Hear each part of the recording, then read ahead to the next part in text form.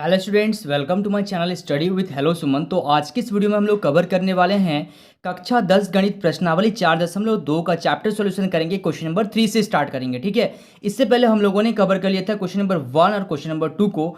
I hope आप लोगों ने उस वीडियो को देख लिया होगा। अगर आप उस वीडियो को नहीं देखे हैं तो उसका लिंक मैंने डिस्क्रिप्शन में डाल दिया है, आप जाकर उस वीडियो को देख सकते हैं। प्रॉपर तरीके से प्लेलिस्ट बना हुआ, कोई भी चैप्टर का अगर चाहिए, चैप्टर 1, 2 या 3 का, तो सारा वीडियो आपको वहाँ पर मिल जाएगा। तो स्टूडेंट्स, अगर आप मेरे चैनल पर नए हैं तो प्लीज़ इस चैनल को सब्सक्राइब करना मत भूलिए। इस वीडियो के नीचे एक सब्सक्राइब बटन दिख रहा होगा, उस बटन को प्रेस करिए और नोटिफिकेशन को ऑल पे प्रेस करिए ताकि इस तरीके का हर वीडियो का नोटिफिकेशन आप तक पहुंचे। तो स्टूडेंट्स, चलिए इस वीडियो को बिना टाइम वेस्ट करते हुए फटाफट से स्टार्ट कर लेते हैं। देखिए, क्वेश्चन नंबर 3 को ध्यान से देखिएगा। ऐसे दो संख्या ज्ञात कीजिए जिनका योग क्या हो, 27 हो यानी कि 27 हो, और गुना करने पे वो क्या आ जाए आपका 182 यानी कि 182।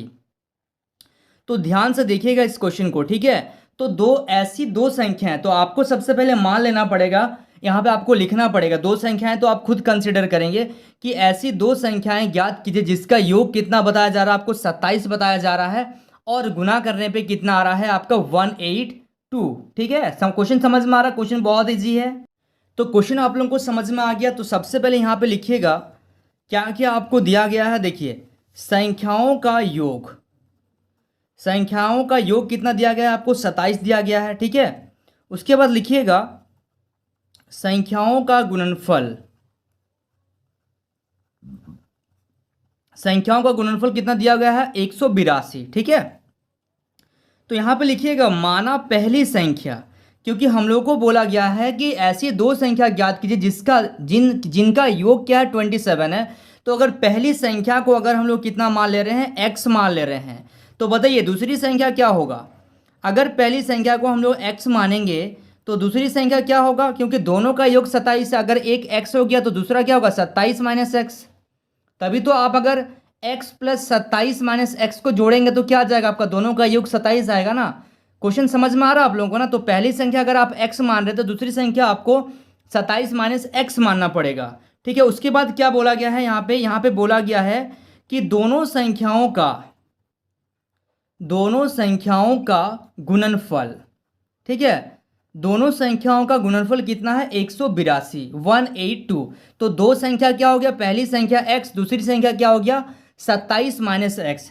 तो x गुना 27 माइनस एक्स बराबर 182। आप इसको क्या करिए, सॉल्व कर लीजिए। x को 27 के साथ गुना करिए तो 27x, प्लस और minus minus x into x कितना हो जाएगा, एक्स स्क्वायर बराबर 182, ठीक है। समझ में आ रहा है आप लोगों को?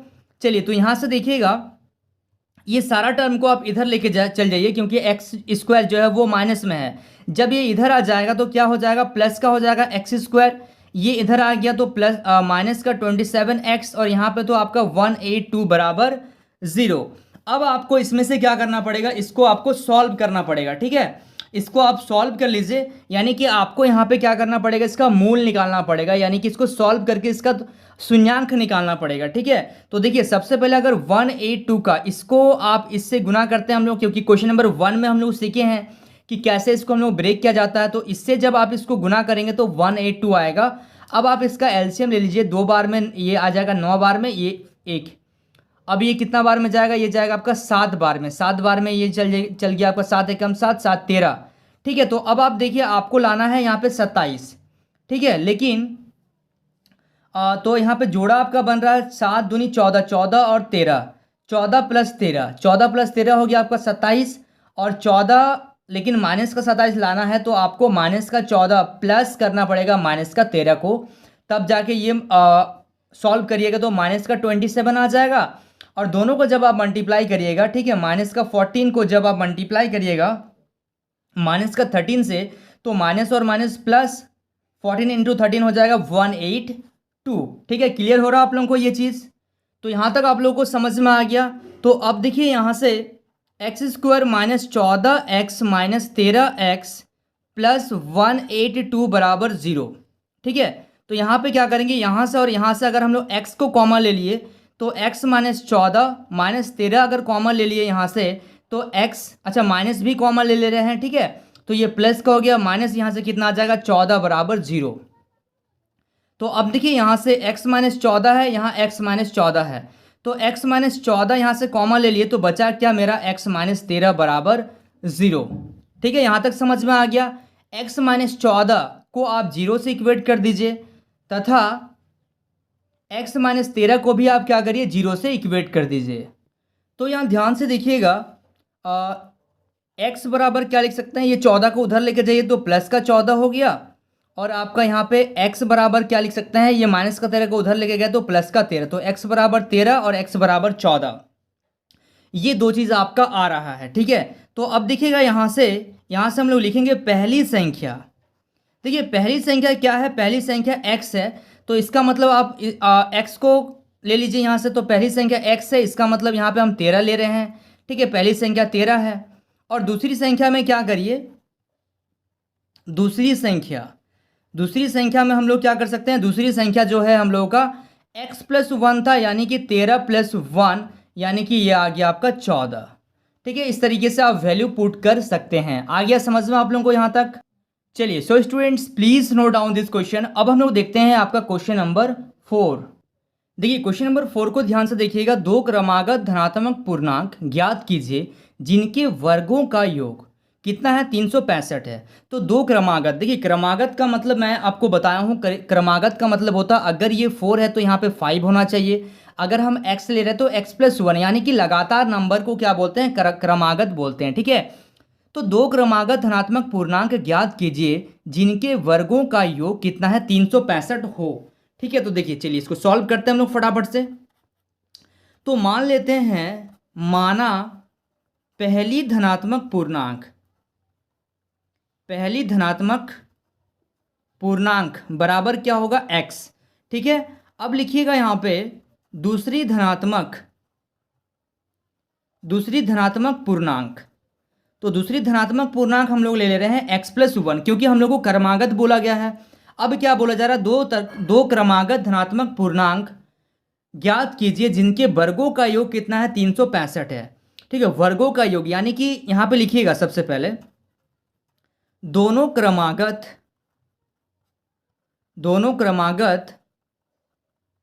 संख्याओं के वर्गों का योग, दोनों क्रमागत संख्याओं के वर्गों का योग बराबर कितना, 365।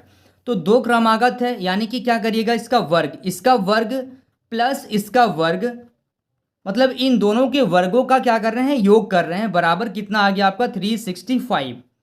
अब देखिए यहाँ से क्या आ गया आपका x² प्लस x+1 का होल स्क्वायर, यानी कि a² plus 2ab plus b² बराबर 365। यानी कि यहाँ से x² कितना आ गया, 2x² प्लस 2x प्लस 1, और 365 को आप इधर लेके आ जाएंगे तो ये प्लस का नंबर है, जब इधर आ जाएगा तो क्या आ जाएगा, माइनस में आ जाएगा, बराबर क्या आ गया, 0। ठीक है, यहाँ तक समझ में आ रहा है। अब क्या करेंगे हम लोग, देखिए 2x² प्लस 2x, यहाँ पे प्लस और माइनस क्या होगा, माइनस। 365 में से 1 अगर माइनस कर दिए तो माइनस का 364 बराबर 0। ठीक है, तो अब यहाँ से आप क्या कर सकते हैं, दो कॉमन ले लीजिए। तो दो कॉमन लेंगे सबसे, तो बचेगा x² प्लस x माइनस का, यहाँ पे हो जाएगा आपका 182 बराबर 0। दो जब इधर आ जाएगा तो ये 0 हो जाएगा। ठीक है, जब ये इधर आ जाएगा तो 0/2, यानी कि क्या हो जाएगा, 0 हो जाएगा। तो आपका जो इक्वेशन बनेगा x² प्लस x माइनस 182 बराबर 0। अब आपको इसको फिर से क्या करना पड़ेगा, यही क्वेश्चन अभी हम लोग थोड़ा देर पहले किए थे, 182 को ब्रेक किए थे। 182 का जब आप एलसीएम लीजिएगा तो आपका आ जाएगा 14 और 13। ठीक है, अभी हम लोग थोड़ा देर पहले आपका 3 नंबर क्वेश्चन में इसका एलसीएम लिए थे। तो 14 और 13, अगर 14 में से 13 घटा दे रहे तो 1 बच रहा है, और 14 को अगर गुना कर दे रहे हैं माइनस का 13 से तो माइनस का 182 हो जा रहा है। ठीक है, तो यहाँ पे लिखिएगा x² प्लस का 14 x माइनस का 13 x माइनस 182 बराबर 0। तो यहाँ से आप क्या कर सकते हैं, कॉमन ले लीजिए, x कॉमन लीजिएगा तो x प्लस 14 बचेगा, और यहाँ से माइनस का 13 कॉमन ले लीजिए तो x प्लस 14 बराबर 0। तो यहाँ से हम लोग क्या कर रहे हैं, देखिए x प्लस 14 यहाँ से कॉमन ले रहे हैं। ठीक है, तो जब कॉमन ले ली तो बचा क्या मेरे पास, इसकी जगह में बचा x, और यहाँ पे क्या बच गया, माइनस का 13 बराबर 0। तो अब क्या करेंगे, देखिए यहाँ से हम लोग करेंगे x प्लस 14 बराबर 0 तथा इसको एक बार इससे इक्वेट कर दीजिए, इसको एक बार इससे इक्वेट कर दीजिए, यानी कि x माइनस 13 बराबर 0। तो आपका यहाँ से क्या आ गया, x बराबर क्या आ गया, प्लस का 14 है, ये इधर आ जाएगा तो माइनस का 14, तथा यहाँ पे क्या हो जाएगा, यहाँ पे x बराबर अगर लिखेंगे तो ये माइनस का 13 है, जब इस पार आ जाता है तो क्या हो जाता है, प्लस का। यानी कि यहाँ पे देखिए ये तो माइनस में आंसर आ रहा है, तो माइनस में तो हम लोग इसको लेंगे नहीं, तो हम लोग प्लस वाला को कंसिडर करेंगे। तो यहाँ पे हम लोग लेंगे, चूंकि पहली संख्या, पहली धनात्मक पूर्णांक, तो पहली धनात्मक पूर्णांक हम लोग x माने थे, यानी कि हम लोग का आंसर क्या आ गया, 13 आ गया। और दूसरी धनात्मक पूर्णांक बराबर क्या था, x प्लस 1, यानी कि यहां से आ गया आपका 13 प्लस 1, यानी कि ये आ गया आपका 14। ठीक है, समझ में आ रहा है आप लोगों को। चलिए so students please note down this question. अब हम लोग देखते हैं क्वेश्चन नंबर 5। देखिए क्वेश्चन नंबर 5 को ध्यान से देखिएगा। एक समकोण त्रिभुज की ऊंचाई इसके आधार से 7 सेंटीमीटर कम है, यानी कि एक समकोण त्रिभुज है। ठीक है, एक समकोण त्रिभुज है, ये मान लीजिए समकोण त्रिभुज है जिसकी ऊंचाई इसके आधार से 7 सेंटीमीटर कम है। ठीक है, तो यदि कर्ण 13 सेंटीमीटर का हो तो अन्य दो भुजाएं ज्ञात कीजिए, यानी कि कर्ण, ये होता है कर्ण। ठीक है, ये होता है आधार, ये हो गया ऊंचाई। तो कर्ण जो है वो क्या है, 13 सेंटीमीटर का हो तो अन्य दो भुजाएं ज्ञात कीजिए, यानी कि आपको ये दे दिया गया है, अन्य दो भुजाएं आपको निकालना है। ठीक है, तो देखिए अब हम लोग सबसे पहले क्या लिखेंगे, हम लोगों को बोला गया समकोण त्रिभुज का आधार। तो समकोण त्रिभुज का आधार को हम लोग क्या मान ले रहे हैं, आधार जो है उसको x मान ले रहे हैं। तो ऊंचाई जो है आधार से कितना कम है, 7 कम है, यानी कि यहां पे लिखिएगा समकोण त्रिभुज का आधार, समकोण त्रिभुज का आधार जो है वो क्या है, x सेंटीमीटर, क्योंकि सेंटीमीटर में आपको दिया गया है। और यहां पे लिखिएगा समकोण त्रिभुज की ऊंचाई, समकोण त्रिभुज का आधार हो गया x सेंटीमीटर, समकोण त्रिभुज की ऊंचाई जो हो गया वो कितना हो गया, देखिए आधार से 7 कम, यानी कि यहां पे x माइनस 7 सेंटीमीटर। ठीक है, अब लिखिएगा यहां पे समकोण त्रिभुज का कर्ण। तो समकोण त्रिभुज का कर्ण कितना दिया गया है हम लोग को, 13 सेंटीमीटर। ठीक है, ये सब चीज हो गया। अब यहां से हम लोग पाइथागोरस प्रमेय लगाएंगे। ठीक है, पाइथागोरस प्रमेय क्या बोलता है, पाइथागोरस प्रमेय के प्रयोग से, ठीक है, कर्ण बराबर होता है, यहां पे लिखिएगा कर्ण स्क्वायर बराबर होता है आपका ऊंचाई स्क्वायर प्लस आधार स्क्वायर, यानी कि लंब और आधार। कर्ण बराबर होता है ये लंबाई और ये चौड़ाई, यानी कि लंब और आधार, जिसको आप ऊंचाई आधार भी हम लोग बोल रहे हैं। ठीक है, यानी कि अगर हम लोग इसको मान लिए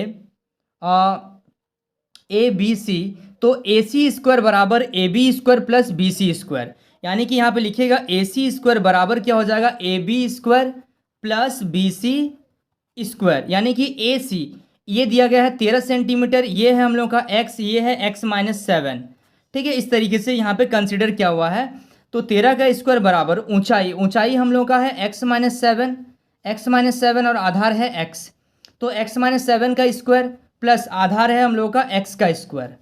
ठीक है, यहाँ तक क्लियर हो रहा है। अब इसको सॉल्व करिए। 13 का स्क्वायर होता है 169 equal to a minus B का होल स्क्वायर, तो a square minus 2ab plus B square plus X square.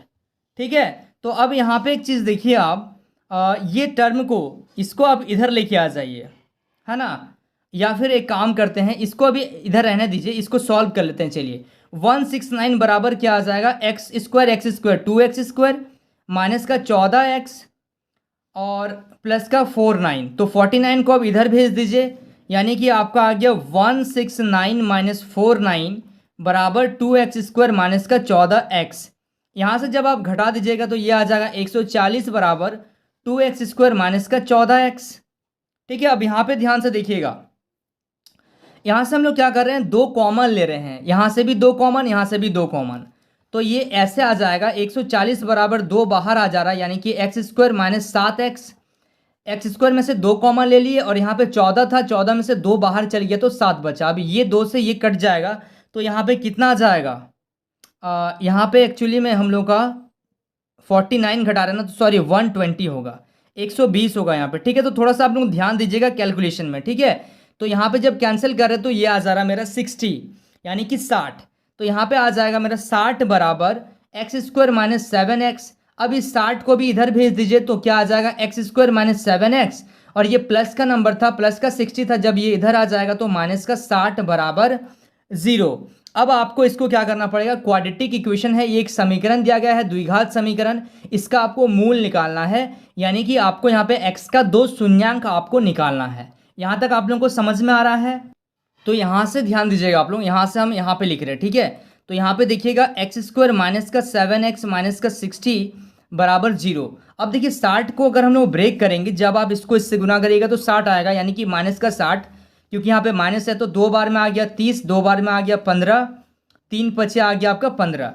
तो अब इसको ऐसे ब्रेक करना है कि जोड़ने से क्या आ जाए माइनस का 7 और गुना करने से आ जाए माइनस का 60, ठीक है। तो क्या करेंगे इसको हम लोग, 3 पचे 15, 15 और 4 यहाँ पे ज़्यादा आ जा रहा है ना, तो एक काम करिए, यहाँ पे एक काम करिए, 3 दूनी 6, 6 दूनी 12, हाँ ठीक है, 12 में से अगर 5 घटा दे रहे तो 7, लेकिन माइनस का हम लोग को 7 लेके आना है, तो क्या करिए बड़ा में माइनस कर दीजिए, यहाँ प्लस कर दीजिए, और माइनस का 12 को जब आप गुना करिएगा 5 से तो माइनस का 60 भी आ जाएगा, ठीक है। तो चलिए यहाँ पे ध्यान दीजिएगा, एक्स स्क्वायर माइनस का 12x प्लस 7x माइनस का 60 इक्वल टू 0। तो यहाँ से आप क्या करिए, यहाँ से x कॉमन ले लीजिए, तो x कॉमन लेंगे तो x माइनस 12 बचेगा, प्लस यहाँ से 7 कॉमन लीजिएगा तो x माइनस 12 12, यानी कि 12 इक्वल टू 0।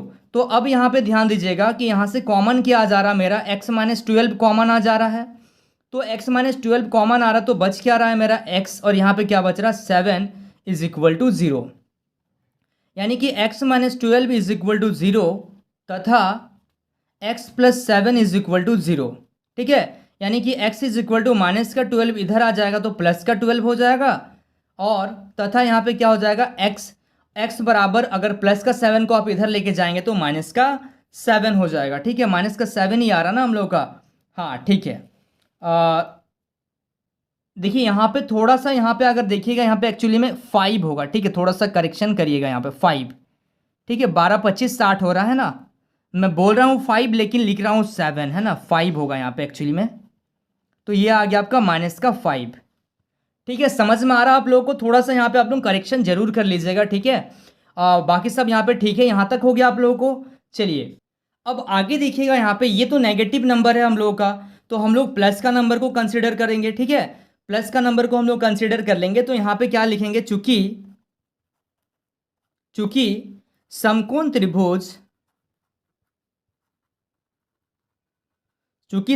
त्रिभुज का आधार, तो समकोण त्रिभुज का आधार क्या होगा, x सेंटीमीटर, ठीक है, यानी कि 12 सेंटीमीटर हो गया। और यहाँ पे लिखेंगे समकोण त्रिभुज की ऊंचाई, तो समकोण त्रिभुज का ऊंचाई हो गया x माइनस 7 सेंटीमीटर, यानी कि आपका आ गया 12 माइनस 7, यानी कि यहाँ से आ गया 5 सेंटीमीटर, ठीक है। समझ में आ रहा आप लोगों को? चलिए so students please note down this question. अब हम लोग देखते हैं, आपका एक लास्ट क्वेश्चन बाकी है, क्वेश्चन नंबर 6। देखिए क्वेश्चन नंबर 6 को ध्यान से देखिएगा। एक कुटीर उद्योग एक दिन में कुछ बर्तन का निर्माण करते हैं, यानी कि कोई फैक्ट्री है जो एक दिन में कुछ बर्तन का निर्माण कर रहे हैं। इस टाइप का क्वेश्चन हम लोग किए थे आपका 2 नंबर में, जिसमें हम लोग को एग्जाम्पल से रिलेटेड कुछ क्वेश्चन बनाना था, उसमें इस टाइप से हम लोग क्वेश्चन बनाए हैं, लेकिन उससे भी आसान क्वेश्चन ये वाला आपको लगेगा, ठीक है।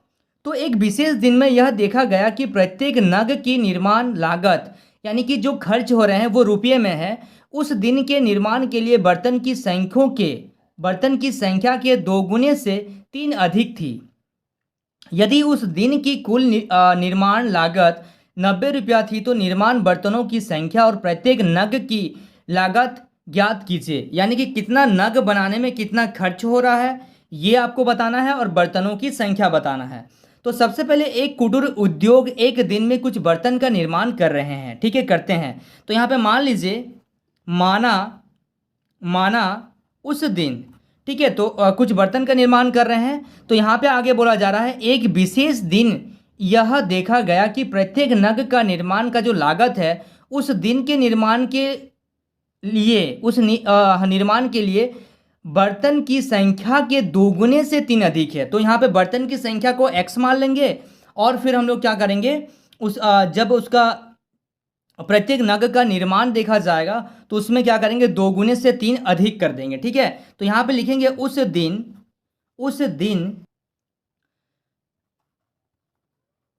निर्मित बर्तनों की संख्या बराबर, तो बर्तनों की संख्या क्या मान लिए, x मान लिए। अब यहाँ पे लिखेंगे प्रत्येक नग की निर्माण का जो खर्च है वो कितना है, वो है, प्रत्येक नग का जो खर्च है वो बर्तन की संख्या के दोगुने से कितना अधिक है, 3 अधिक है, ठीक है। चलिए यहां तक हो गया। अब लिखिएगा यहाँ पे उस दिन की कुल निर्माण लागत, ठीक है, उस दिन की कुल निर्माण लागत कितना है, 90 रुपया। तो यहाँ पे 90 रुपया आप लिख दीजिए।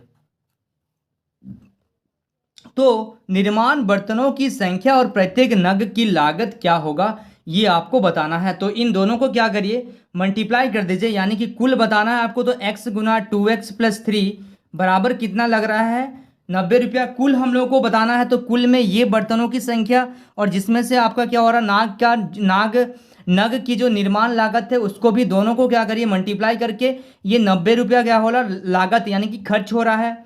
तो अब आप इसको सॉल्व करिए, यानी कि x को 2x से गुना करेंगे तो 2x² + 3x बराबर 90, ठीक है। 90 को आप इस पार लेके आ जाइए तो ये माइनस में आ जाएगा, यानी कि 2x² + 3x माइनस का 90 = 0। तो अब देखिए यहाँ से जब आप इसका क्वाड्रेटिक बनाइएगा तो ये थोड़ा सा यहाँ पे ध्यान दीजिएगा, क्योंकि यहाँ पे 2 है, 2 को अगर 90 से गुना करेंगे तो कितना आ जाएगा, 180। 180 को ब्रेक करिएगा, 2 बार में 90 आ गया, 2 बार में 45, ठीक है। 3 का पारा से 3 एकम 3, 3 पचे 3 एकम 3 और यहाँ से आ गया आपका 15, 3 पचे 15, 3 पचे 15, 5 बार में, ठीक है। तो यहाँ पे देखिए अब हम लोग को पेयर बनाना है कि जोड़ने से आपका 3 आ जाए और गुना करने से क्या आ जाए, 180 आ जाए। तो देखिए 5 तिया 15, ठीक है, 3 दूनी 6, 6 दूनी 12। तो 15 में से अगर हम लोग 12 घटा रहे हैं तो मेरा आ रहा है 3, और 15 को जब गुना करेंगे माइनस का 12 से तो आ जाएगा मेरा माइनस का 180, क्योंकि यहाँ पे माइनस का साइन है, ठीक है। ये हम लोगों का ब्रेक हो जा रहा है, प्रैक्टिस के दौरान आप लोग भी फटाफट कर पाएंगे। तो देखिए 2x² + 15x minus 12x minus का 90 बराबर 0। अब यहाँ से आप क्या करिए, x कॉमन ले लीजिए, x कॉमन लेंगे तो क्या बचेगा, x + 2x + 15 बचेगा, ठीक है। और यहाँ से अगर हम लोग क्या करेंगे, माइनस का क्या कॉमन, माइनस तो कॉमन आएगा ही आएगा, और यहाँ से हम लोग देखिए क्या कॉमन ले सकते हैं, यहाँ से 6 कॉमन ले सकते हैं। तो 6 कॉमन लेंगे तो यहाँ पे प्लस का x और यहाँ पे प्लस का क्या हो जाएगा, 15, सॉरी यहाँ पे 2x होगा और यहाँ पे बचेगा 15 बराबर 0। तो अब यहाँ पे ध्यान दीजिएगा, 2x + 15, 2x + 15 यहाँ से कॉमन ले लिए तो मेरा बचा क्या, यहाँ से बचा मेरा x और यहाँ से बचा मेरा माइनस का 6 बराबर 0। तो अब देखिए इसको एक बार 0 से इक्वेट करिए, यानी कि 2x + 15 बराबर 0 तथा x - 6 बराबर 0। तो यानी कि यहाँ से आ गया 2x, ये 15 इधर आ जाएगा तो क्या हो जाएगा, माइनस का 15, यानी कि x बराबर क्या आ जाएगा, माइनस का 15/2 होगा। तथा यहाँ पे सॉल्व करिएगा तो x बराबर, इसको इधर लेके आ जाइएगा तो प्लस का 6, ठीक है। यानी कि हम लोग तो इसको कंसिडर नहीं करेंगे, हम लोग ये प्लस वाले को लेके चलेंगे। तो यानी कि हम लोग को क्या बोला था, यहाँ पे लिखिएगा, माना उस दिन क्या निकाल रहे थे हम लोग, निर्मित बर्तनों की संख्या। तो बर्तनों की संख्या x माने थे, यानी कि यहाँ से आ गया आपका 6, और यहाँ पे क्या आएगा, और यहाँ पे लिखिएगा उस दिन प्रत्येक निर्मित बर्तनों का लागत यानी कि जो खर्च है वो कितना हो जाएगा, वो कितना था 2x+3, यानी कि आपका इससे क्या हो जाएगा 2 × 6 को आप यहाँ पे रख दीजिए 6+3, यानी कि 6×2 = 12, 12 और 3 कितना आ जाएगा 15, यानी कि 15 रुपया उस दिन यहाँ खर्च हुआ है। ठीक है, चलिए ये समझ में आ गया क्वेश्चन आप लोगों को। आप लोग प्रैक्टिस करिएगा तो आप लोगों को और बढ़िया से समझ में आ जाएगा। ठीक है, चलिए so students please note down this question. So students I hope आपको इस वीडियो से काफ़ी कुछ सीखने को मिला होगा। वाकई अगर आप इस वीडियो से कुछ सीखे हैं तो इस वीडियो को लाइक करिएगा, हमारे चैनल को सब्सक्राइब करिएगा और इस वीडियो के एंड में कमेंट करना मत भूलिए। तो जो भी यहाँ पे मिस्टेक हुआ है उसके लिए सॉरी, आप लोग थोड़ा सा उसको करेक्शन कर लीजिएगा। ठीक है, तो स्टूडेंट्स मिलते हैं नेक्स्ट वीडियो में, तब तक के लिए बाय।